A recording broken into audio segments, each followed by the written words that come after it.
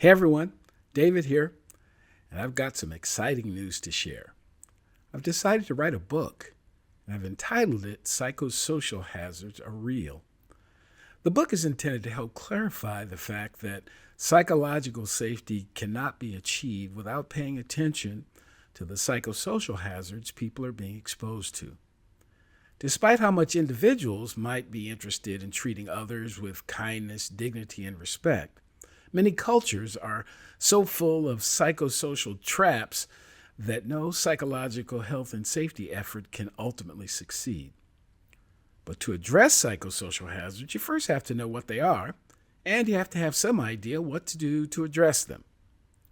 Though the book won't be 100% complete until the spring of 2025, I'd like to share a unique opportunity to reserve a copy during the book presale campaign. The campaign will run from September 16th to October 18th, 2024. This will be an opportunity to get one of the first copies of the book, tickets to the book launch event, and other opportunities to learn more about psychosocial hazards. For more information, you can go to my personal LinkedIn or Facebook page, or the LinkedIn, Facebook, or webpage for ID2 Solutions. Don't miss out on this unique opportunity. Now, back to this episode of the podcast. Though no organization can completely eliminate psychosocial hazards, acts of kindness and confidence in the power of relationships can help an organization be more psychologically healthy and safe.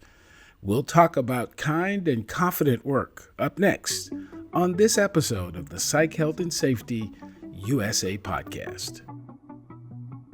From Flourish DX, this is the Psych, Health, and Safety USA podcast.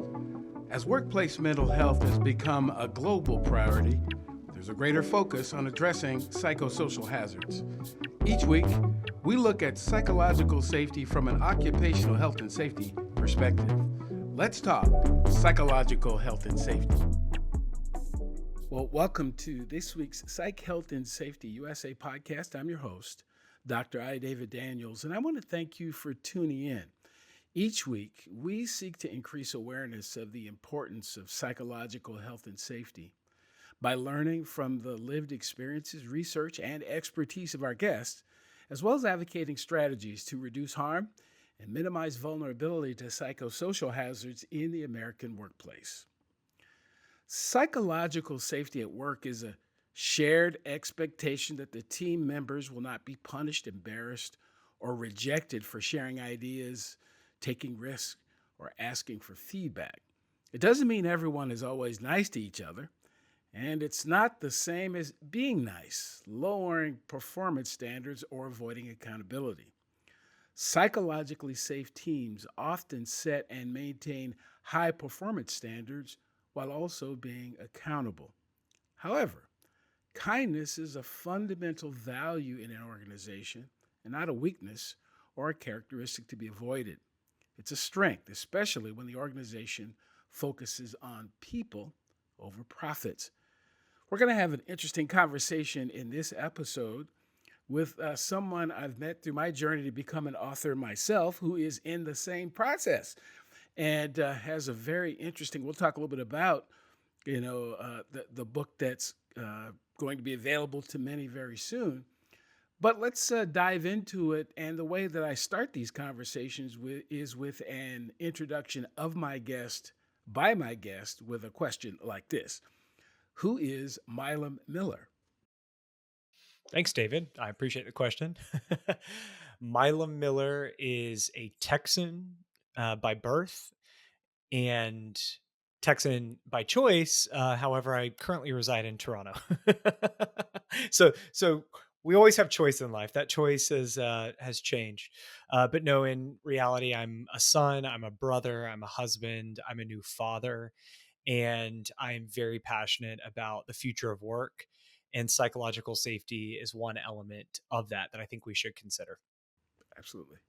So, another kind of standard question I ask everyone really for their perspective is, so what does psychological health and safety mean to you when you hear those words, that phrase? What does that mean? Sure. I'll be honest, David, I think the phrase psychological safety can seem really intimidating. It could on the surface appear daunting, but really if we were to use the analogy of an onion and peel back the layers, ultimately what I think it means is for someone such as you, such as I, to feel comfortable in our skin. Psychological safety is feeling safe in our body, that we can bring ourselves, maybe not our whole selves, but part of ourselves to the workplace, or feel as if that we can be ourselves on this crazy planet Earth. Yeah, that's something you said really, I vibe with is the acknowledgement that uh, it's nice to be able to say, "Oh, bring your whole self," but I'm not sure if organizations or any group outside just me is ever set up for all of me. I mean, there's a part of myself that I have to bring to certain places, and people might call it wearing different masks or what have you. It's just reality that I can't be all of myself all the time everywhere. For example, to get on this, have this discussion with you, I chose to clothe myself. That's a choice that we make, that in this particular space, it's appropriate that we wear clothing. And you could take any other aspect of ourselves, and again, it sounds good.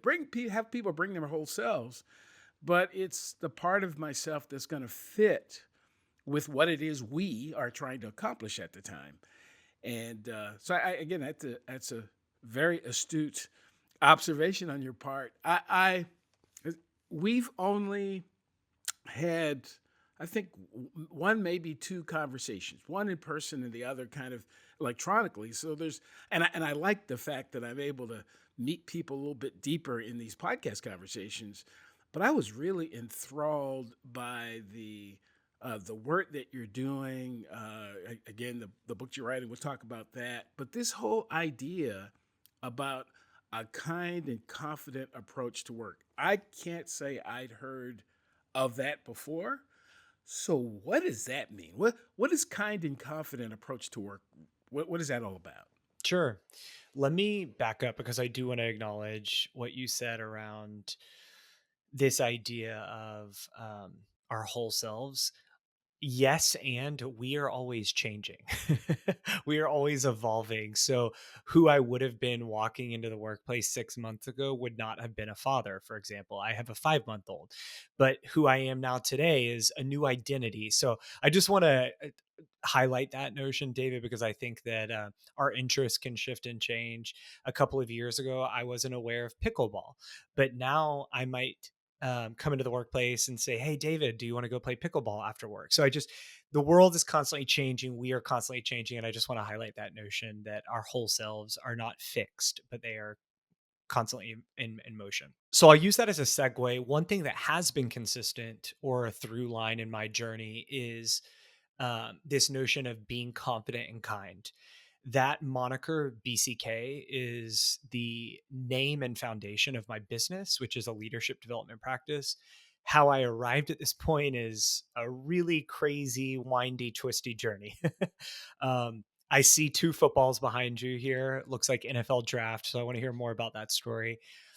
I used to work in professional sports and have always been drawn to famous coaches, athletic coaches, which we can make the distinction of other types of coaching later, as well as famous athletes. And maybe I'll just drop the word fame. Let's say elite athletes, elite coaches. And I came across an article a couple of years ago where Pete Carroll, the famous, I'm using it again, can't help, I can't not to, famous coach formerly of USC and then later of the Seattle Seahawks. And his whole coaching tree goes way back. I'm probably not doing his journey justice, but he had this notion of everyone coming up with a daily philosophy, or rather a personal philosophy is probably a better way to put it, because a daily philosophy could change, but a personal philosophy that's fixed or rooted and something that really speaks to your core values. And if I recall correctly, and if Pete Carroll ever hears this episode, he can confirm or deny it. I believe Pete Carroll's personal philosophy was to compete daily. That's what it was. It helped him show up as the best version he could be of a college or NFL football coach. And so I got to thinking, what does that look like in my own life? And I was on the commercial side of the business in sports. My job was to generate revenue. And I thought, when I'm successful, whenever I'm able to put together a deal and close a deal, because it's not just as easy as making deals happen. There's a lot of creativity that goes into it, negotiation, et cetera. I thought I show up to the table confident and I'm very competent in what I think it is we bring to the table, or where we can add value or partner together. And I'm kind, because it's difficult to work with people that maybe don't see eye to eye on things, or come from different families of origin, have different stories. And that's not to say that it's a bad thing, but we are all impacted by our experiences. We are all defined by our environments. So this idea that kindness is a choice, and by choosing kindness and not just thinking I'm right, I'm confident, I know what I'm talking about, but really embracing what can I learn here, and ultimately what are we trying to achieve together, was kind of my formula or magic recipe for success. Wow, of all the things, you'd actually mentioned the now former coach of my favorite team. Yeah, I didn't know that. yes, yeah. You would not have known that because I hadn't shared that with. Yes, I am born and raised in Seattle, and am a passionate Seattle Seahawk fan. As a matter of fact, I live in Georgia, and we have a group here called the Georgia Seahawkers. So we're the local fan club for the Seattle Seahawks, and I share that I had opportunity. This has been many years ago to attend I forget what it was, but it was a presentation, and Pete Carroll was the speaker. And I found it so fascinating. This is when he first, joined the Seahawks, and I've admired at a distance the culture that's been created in the team. And people can argue whether or not that always translates into success on the field, but this idea that the players could be themselves and express themselves in kind of different ways. As a matter of fact, that they're famous for kind of taking a chance on a player that somebody else might not take a chance on. And I think that mindset, that idea, I really think it has application across a bunch of other things that we do as human beings, when we can make this connection that you're making about we can be confident in what it is we're trying to do, but that we have to be, but we can also be kind at the same time, and not be dogmatic and hard, and the screaming and the yelling and all that type of thing that typically goes on. I think there's a generation of folks who don't buy it at all, and then there's some folks who've been around for a while, like me, who never bought it. I mean, it's just not been. I'm not really motivated when you yell at me. That doesn't. Matter of fact, there's a part of me that says, uh, if you don't have the intellectual capacity to be able to have a conversation with me, I'm not sure if I want to work with you long term anyway.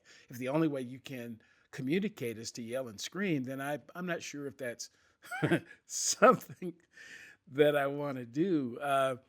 And it's interesting that you came to this view through watching and being around and working with professional sports, which is sometimes totally antithetical to that.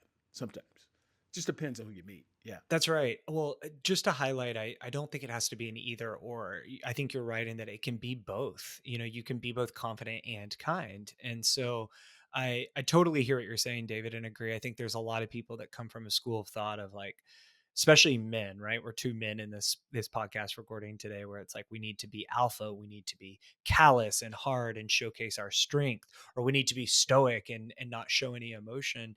And I, like you, tough love yelling at me does not work well.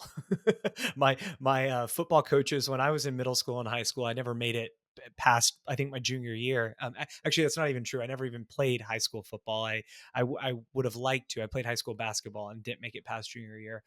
All that to say, when they would yell at me and say, "Hey, Miller," it would like kind of make me cringe, David, because I'm like, I have such a unique first name, Milam, and I'd be like, just call me Milam, or just call me my number, like number three. It was like Miller. I like felt like I was getting in trouble and being condemned. So um, I did come across this in a way that someone like Pete Carroll, just to bring it back to him, who, like you said, took chances on people that might have been labeled as other than or cast out as at risk, is actually somebody that thought, if I can bring out the best of them and them to buy into this idea of we're here to compete, then what a gift he gave to those players to give them a chance to compete.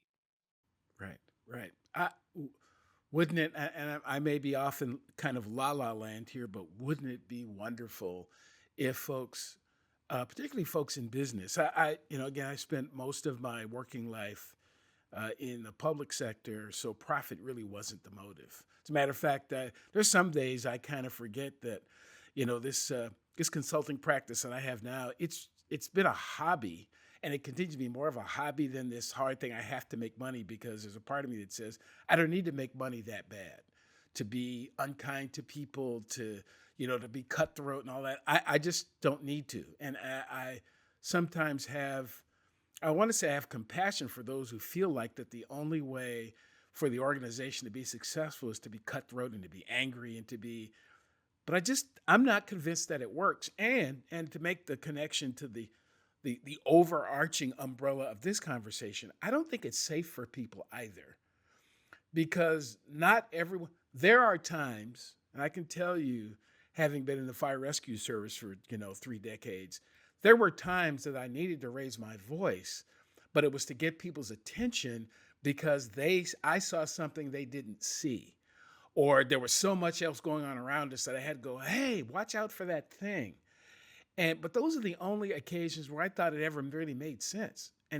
But there were some that became so much of a part of them that they did it all the time. And we come back to the fire station, they're still yelling and pointing and screaming, and I found myself just kind of rolling my eyes at them because I'm not going to do that anyway, and you can't make me. I was kind of raised to, you know, buck the system a lot anyway. And I go, well, yeah, I know the rules, and I know you can't really make me do that anyway. So you can yell as much as you want, but you're really not going to motivate me to do it. So I say all that to say that in many organizations they focus so much on we've got to make money, we've got to get this goal accomplished, that the people are almost an afterthought. And so what are your thoughts, concerns about that idea, that the comparison between the people and the other priorities that the organization has? Absolutely. I appreciate you highlighting the fixation on cutthroat profits and oftentimes overlooked aspect of the human capital side of things, the people that are there to bring in the revenue or make the profits. It's something I'm really passionate about, having been in sales. My journey is one, just for listeners out there who may not be in sales or understand how it works. We were given a target, right? It's, you have a quarterly or annual target and there's a goal. And a lot of us that grew up playing competitive sports, or maybe are just competitive playing a game of Monopoly, you're like, I want to attain or achieve that target. Now, psychological safety can apply to the individual, but it can also apply to the team. And from my lived experience, when there was not psychological safety for either party, either I felt shakier on rocky ground because I wasn't equipped with the tools or resources to go after that goal, or we were pit against one another and it was a dogfight of who's going to reach the top of the ladder first, then cohesion crumbles, right? It's not sustainable. A team will not be able to sustain itself if it is set up in that type of manner. So I don't know if that fully answered your question, but I guess what I would like to highlight for listeners is, um, and maybe it would just be helpful to like share my experience when I worked in the corporate sponsorships world, selling sponsorships for professional teams. So we'll use the Seattle Seahawks as an example. If their official coffee is Starbucks, because let's say Starbucks is in their backyard, creating an environment where the team is saying, hey, we would love to have Starbucks as our official coffee partner, not, hey, David, who's going to get them, you or me, Milam? And, I secured them as the team's official coffee partner, that is dangerous because that's where psychological safety starts to erode. Right, right. And so I've not done sales ever. I mean, as a matter of fact, and again, you and I are on this similar journey, uh, trying to get books out into the to the world. But I find that groups that are not involved in heavy industrial related topics sometimes don't get thought of as places where safety is an issue. And what I mean is that we sometimes think of safety is only about, oh, who slipped and fell, or whether or not people got exposed to a chemical, or whether the building was on fire, that type of thing. And while these environments may be physically extremely safe, really nice offices, and folks have nice chairs, and and, yeah, and everything's really physically nice, emotionally, these places can be. And again, this is out. Some of this outside looking in, but just as you described the story of being pitted against one another, that seems like the kind of environments that, and I see why they wouldn't work. I see there's a reason why the company, the group, the team can't reach the goal because there's so much pressure, and the pressure is on we've got to do it this particular way, as opposed to letting Milam be Milam. Going back to the kind of the Coach Carroll approach, let Milam be the way, do it the way he does it with use his skills, use the way that he does it, and I'm really big into let's come up with a goal together, but let's come up with strategies kind of on our own. I mean, whatever works for you, as long as it's more important that it's as if we're going to meet someplace. You and I can decide that we're going to meet in Los Angeles in October. As a matter of fact, if we put it to the end of the year, I might be able to wire a bicycle there between now and the end of the year. I don't have to fly. Uh, it gives us both plenty of time. We're just going to meet we're going to meet for Christmas in LA. That gives us plenty of time. But when we have these, it has to be this way, and Milam's got to, with this pressure, then you're not able to really be your best. And as you mentioned earlier, to bring my evolving self, not just the self that you hired 6 months or 5 years ago, but my current self, which is a little different. And when I first started, I could do it that way, but now I need to be able to do it a different way. I can get the goal accomplished, but I have to be able to do it in a way that's comfortable for me. If it's comfortable for me, it's going to be comfortable for all of us. Totally. I think there's something to be said for best practices and team driven structures or processes that keep everyone in the loop and informed, whether that's in a CRM database, whether that's an understanding of how y'all hung up your fire gear, right, where you stored it, so whenever it came time to grab and go, it was efficient. But when it comes to the actual on the job decision making or in the boardroom pitching, it is so important for us to be able to bring our unique selves, our authentic selves, right? And like you said, do it the David way or the Milam way, that we're staying true to our soft skills or our personalities even. Do you need more psych health and safety in your life? Then head over to the FlourishDX Academy for several free on-demand e-learning courses. If you're an internal professional, follow FlourishDX on Eventbrite to register for any of our free fortnightly interactive webinars. Our flagship professional practice program is also exclusively available for internal professionals.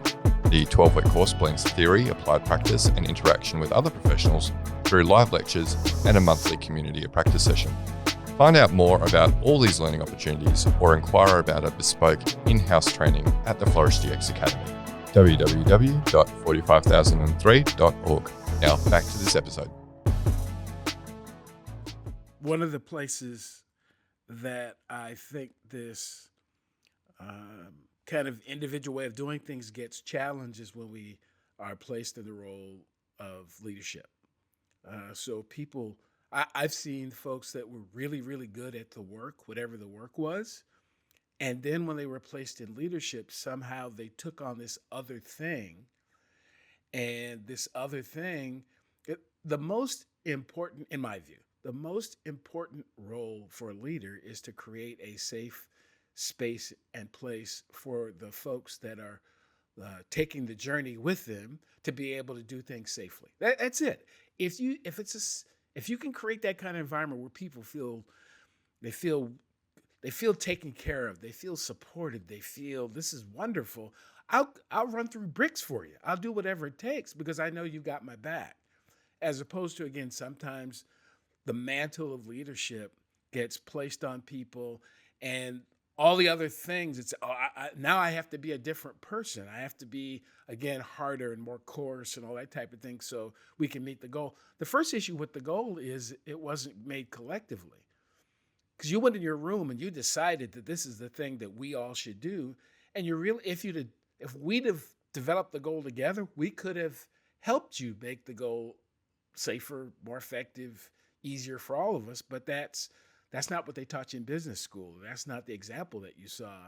So talk about some of the work that you've done to help develop leaders in this, kind and confident approach that you espouse. Sure. I I'm glad you segued into leadership because I think that's a really interesting space. And I do sometimes like to clarify the difference in my mind between a manager and a leader. And I can use a visual because through the work that I've done, I work with a lot of rising leaders, and many of them are in their first managerial role. It's their first time ever managing people. And that shift that you talked about, they go from being really good at being a doer and an executor, and they're proficient and they've been marked as high potential, but then they get into that role of having to manage others and they expect others to do it their way. And that's managing, right? Really managing is actually managing people's time and bandwidth and understanding their needs, but they think that that's how to manage. So the visual I want to use, and this isn't sports, this isn't firefighter speak, but let's think of a cruise ship or any sort of ocean liner. A leader is a lighthouse. It says like, hey, big boat out in the ocean, I know that you're creative, you're resourceful, you're whole, you've got a good engine, you've got a good captain. I'm the light and leading you to the light, right? And the team, the group, the collective on the boat, everyone can figure out a way to get safely to shore. A manager is like, hey, I hear you're under resourced, understaffed, or you don't know how to do it. Here, I'll show you how to do it. And it pulls the boat in. It's like a tugboat, towing the other boat to shore. We don't want managers to make us do it their way or tell us how to do it, right? We want them to embrace that mindset of a leader that says, you may not have the competency yet, but I'm going to build up your confidence, and it's going to require a lot of kindness along the way. Self-compassion, like the kindness that you've got to give to yourself, and also what do you need from me? What does kindness look like? How can I give you safe feedback? So it's all in the spirit of keeping that psychological safety, but really operating from a place of curiosity and empowerment, saying like, I'm going to get curious about what you need and I'm going to empower you to do it. I'm not going to do it for you. Wow, wow, you're right on. I mean, again, this is about my view. I think you're right on. I again have observed that there are people who they don't really know the difference between management and leadership because no one's ever had the conversation with them. They are promoted, hired, appointed, placed in a position to lead. And I'd make this other distinction. I don't believe that you manage people. You manage things, processes, systems, resources, and lead people. I mean, to your point about being the lighthouse, being because I have been personally, a lot of people have tried to micromanage me. Nobody's been successful yet. They've all tried, but they've not been successful at it because because if they try too hard, our relationship doesn't continue. I mean, I have I'm really into the issue of autonomy and being able to do things the way that works for me. And consequently, I have always tried to be that type of person with others. I don't know how to do this. I know how I would do it. I don't And I know, I'm to the point now where I don't really even give advice to people anymore. I suggest in a similar situation, I might do it this way, but really, ultimately, it really has to be what works for you. It has to be what feels comfortable for you, what gets you going. Because I can't be around. It wouldn't be effective for my role of leadership to always have my hands on everything myself. There was a good friend of mine I was able to reconnect with recently, who I met. He was at one point the executive director of the International Association of Fire Chiefs, and I'll get his name. His name's Gary Breeze, and Gary said to me something that I've never forgotten, and I replayed this when we spoke recently. He said that leadership is not about getting things done; it's about causing things to get done. That's the difference, is creating an environment so they can happen, but you can't possibly be good at everything and have your hands on everything all the time. And I think that happens often because of a lack of confidence on my part. I think that if I don't do it all, it's going to look poorly on me. And so I'm overbearing and overly cautious and this type of thing, and don't trust the people around me.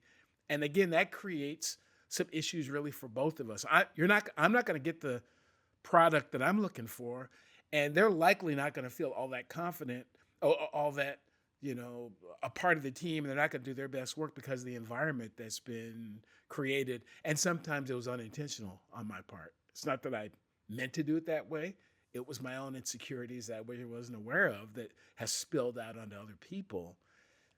Thus, we end up with all kinds of challenges. This really gets me to another little transition here to Before you transition, something I David, was really struck. Okay, go well, I was ahead. just gonna say, I thank you for sharing that bit, a bit of wisdom I should add from Gary, because what I really like about it is the best leaders I have ever worked for, or seen, observed from afar, and admired, or worked with. They don't fixate on doing, because the leaders that take the credit for all the doing, we know what that's all. We're like, wait, what? Like, you weren't in the trenches? What's that all about? The best leaders are the ones that pay it forward to their team. It's about them, it's about the team, it's about others. And they really, just to use this idea of like lifting other boats up, I have so many, I guess, mental images. I'm thinking of like a lock system, right? Or like in a canal, like they're able to like be the water to like raise the other boats and move on to the next level. And it's not a matter of like delegating and telling everyone what to do and then taking the credit. That's not what leadership is, right? I really like Right, right. that Gary highlighted that. I felt like I'd be remiss not to point it out.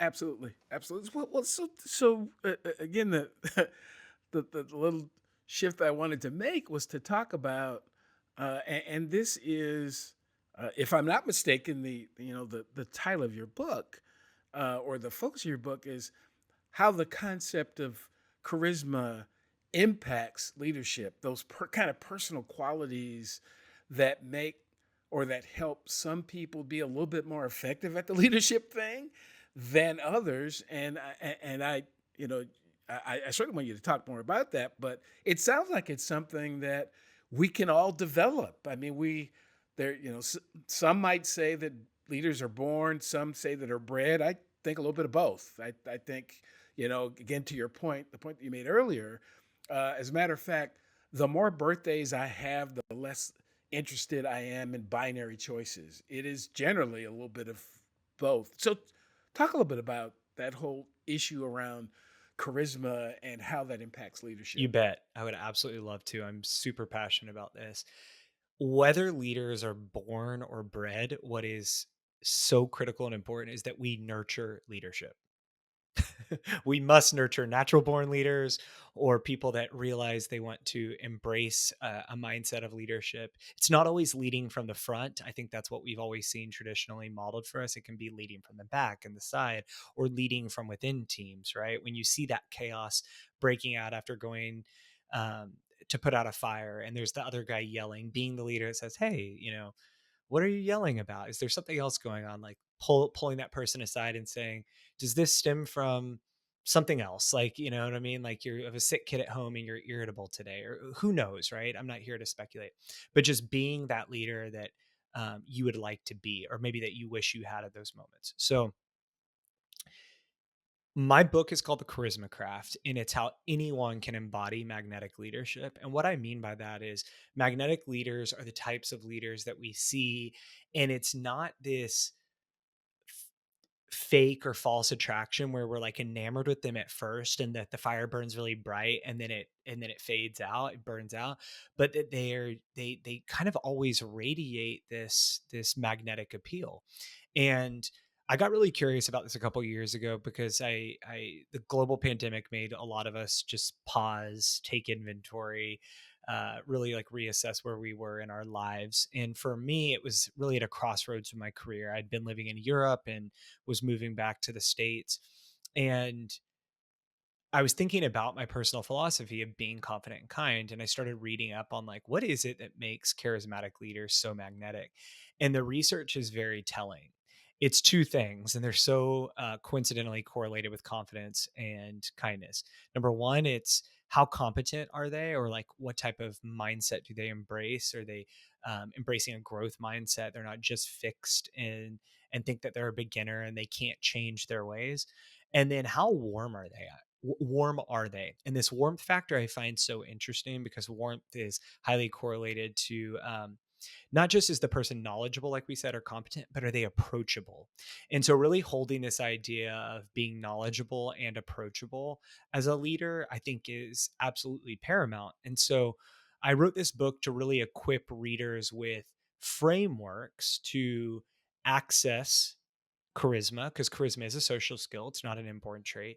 Embody it. How do you embody it? Through the use of what I like to call allies, calling upon people that you admire or revere. And what is it that they do really well that you respect about them that you can try on for yourself to make it your own? And then ultimately the most important part of this framework of accessing it, embodying it, is deploying it. What's the point of building up your charisma factor if you're not deploying it? And this is really where, just a bottom line it, David, I see charisma again not as that attraction like we've been told, oh, it's the slick suave politician on the stage. What charisma really is that leader that cares about the other person, cares about them, and what they're deploying is connection. And so at its fundamental core, charisma is not attraction, it is human connection. Wow, you're going to wow, this could rock a lot of perceptions that people have about this Sure. concept It's a lot to chew because on. it has yeah, it is. I mean, there are. I have to admit, when I first, when I think about the word, that's the first thing I think of is charismatic. Has this kind of grandiose kind of approach to it, and I like to think that there's something behind that to make that person appear to be charismatic or appear to be grandiose and appear to be. A lot of it is more production than it is actually, substance behind it. But just a wonderful way that you're breaking this down and making it sound accessible to all of us, because I think that's another thing about charisma, about these kinds of words that we've heard, that is that only certain people have it and others don't. And not only do they not have it, they'll never get it either. And just like we both mentioned, it's just like leadership. Anyone can be an effective leader. Uh, they may not have been born to be effective. They may be able to learn it, and there may be things about them that they're just bred for this particular thing. But I'm not convinced that whatever characteristic that people were born with will fit every situation. It'll fit some situations. When things are right, but nothing is that static that it's going to fit all the time. So you were good over here, and then we'll take you the CEO of this company, we move to the other company, they don't do so well because the environment is different. And how can they, craft something that's going to work in that environment, not this I'm always that way type thing. So you've been how talk about a little bit about, in terms of researching the book, is this this focus on the concept of charisma? Is this something that you we're doing specifically for the book, or something you've been carrying along for a while that you just wanted to share? That's a good question, David. Probably a little bit of both. If I'm honest with myself and you and listeners, I don't know if I was consciously always enamored by the concept of charisma. I think I was enamored by people's stories because I find the human population fascinating. So, like, case in point, a gift I used to always give friends or people I met that I felt really a fond connection with would be a copy of Humans of New York, the coffee table book, because I used to live in New York City. I think it's just such a beautiful melting pot of diversity and expression and personality, right? Uniqueness. And so I loved when that had its movement on social media before social became what it is today, which is, let's just say, a lot. There's so much content out there. I thought, how cool that this person is going and interviewing humans in New York. So I say all of that because I've always been fascinated by people's stories. I am often captivated by them. And I want to use that word because charisma has historically, its definition has been associated with that word, to captivate or to charm. And I felt like we needed to take it a step further. So I'll use Pete Carroll as my example.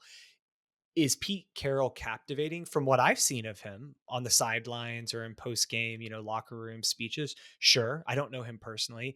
Does he seem charming? Yeah, with the media, Pete Carroll seems charming. But really, why I think he's an effective leader or an effective coach is because he knew how to connect with his players. And I didn't come into today's podcast thinking I would talk so much about Pete Carroll, but I'm just providing a real life example of how, when we think about charisma, if somebody said, "Yeah, Pete, you're charismatic," is he charming? Is he captivating? What's the common denominator here? His ability to connect with others. So I thought, what if I could write a leadership book, this manual that breaks down this framework of accessing a new definition, embodying it through the use of allies or affirmations, and then deploying it. And again, that deployment piece is so critical because I want to equip my readers with tactical or practical strategies and tools and techniques. So no matter what business environment they find them in, they can think about how these things apply to the art of human connection. Wow, that just sounds like, and I can't wait to get my opportunity to kind of dig into it myself. My focus here on the podcast and in the book that I'm writing is more focused on the environment, because I think if you take even really effective leaders, people who want to connect with other human beings, and you plant them both in toxic environments, it's going to affect their ability to connect. And sometimes that we start to blame each other when it really isn't you or me. It is the environment that we have been placed in. It is, again, the competition that was set up when somebody decided to set this sales goal, but they didn't ask you or me. They, woke up in the middle of the night and said, "We got to sell 100 of these." And we run out to the floor and tell people, "We're going to sell 100 of these." And we're kind of looking at each other going like, "I'm not sure if we're going to be able to sell 3 of these." I'm not sure how they came up with that number. And then there's all this pressure on both of us. And then sometimes that affects our relationship. And so there's 3 sources of psychosocial hazards. One of them is the work environment and the tasks in the environment. That's the first one. The second is how the work's organized. And the third is the people. Uh, but I think if you get the first one, if you pay some attention to that first one, the other 2 are easier. Let's not set up scenarios that don't allow people to be themselves, that don't allow people to work together, that it's okay to be kind and compassionate here. Create that kind of culture, and it will draw and retain those kind of people who are good with that. And what I find is that unfortunately, a lot of our enterprises certainly in the United States, they were set up for and by people who thought that cutthroat was the way. And they set everything up that way.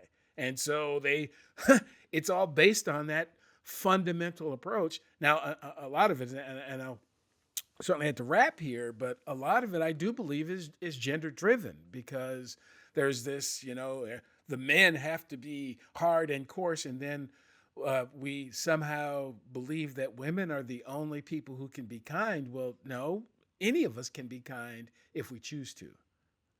It's not again, I said earlier, if we choose to, if we realize the value of kindness and compassion for other people, then we can do it if we want to. And the other thing is to get people to see that this actually connects to both of us being successful.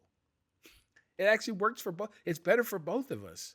It's less stress on me to have to, micromanage everything you do, and it gives you the opportunity to be able to exercise the gifts and talents that you were born with and the ones that you've learned.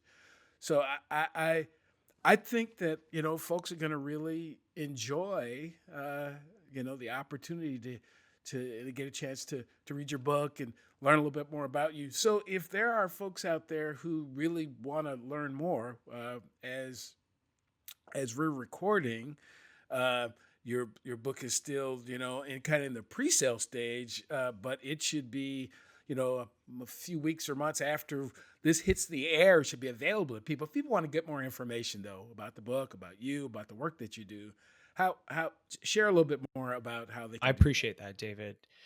If they want to learn more about my work and how I help leaders, because for better or worse, what is modeled for us is what is learned. And so I'm taking a proactive stance, and that leadership needs to be taught and it can be learned. So if they want to learn more about that, they can visit my business website. It's www.beconfidentandkind.com.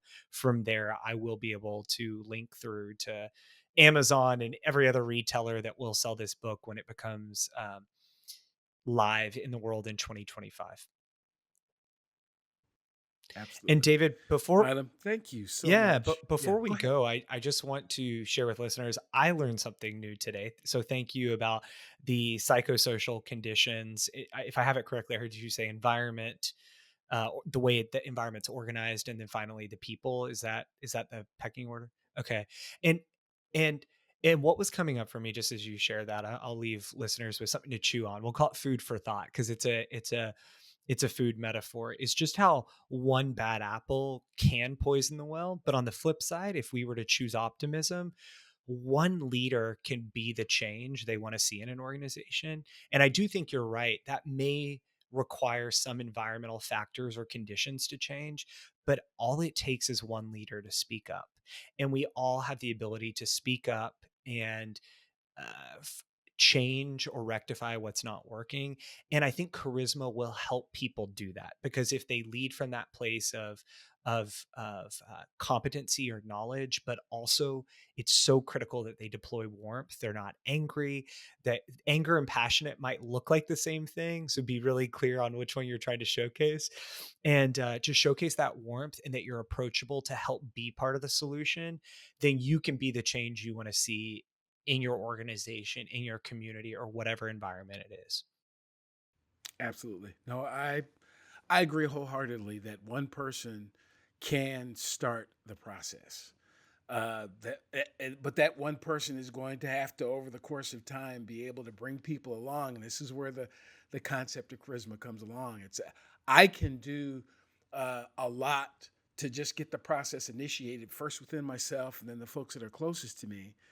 But the more kind I am to others, it's this critical mass, and that's ultimately how we change the environment.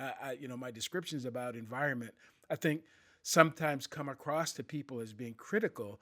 No, it is an observation that what happened? You said the greatest people, the people with the greatest skills. You went through the interview processes and did all this training. So why is it that 6, 8 months, 2, 3 years down the road, people aren't feeling the same thing? It's not you and me.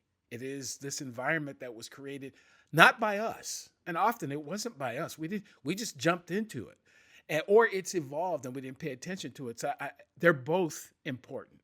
Both important. If we want to grow great things, we have to have the right seed, but we also have to have the right soil. Both are necessary to ultimately end up with this wonderful bounty of fruits and vegetables that are necessary for us to be healthy.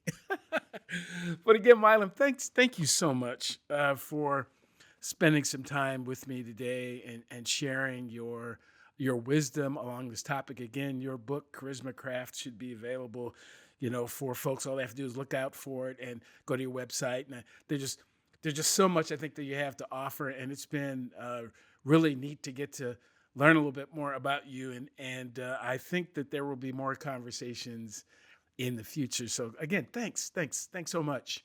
And if you're if absolutely. So for those of you who are watching or listening to this podcast for the first time, welcome. I hope that something you've heard will bring you back to a future episode. Previous episodes of the podcast can be found at psychhealthandsafetyusa.com.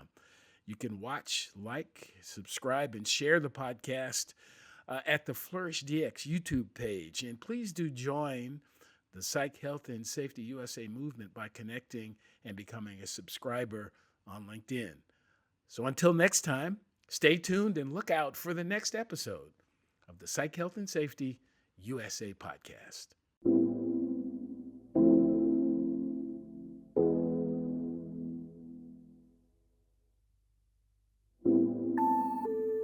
Tune in each week for new episodes of the Psych Health and Safety USA podcast.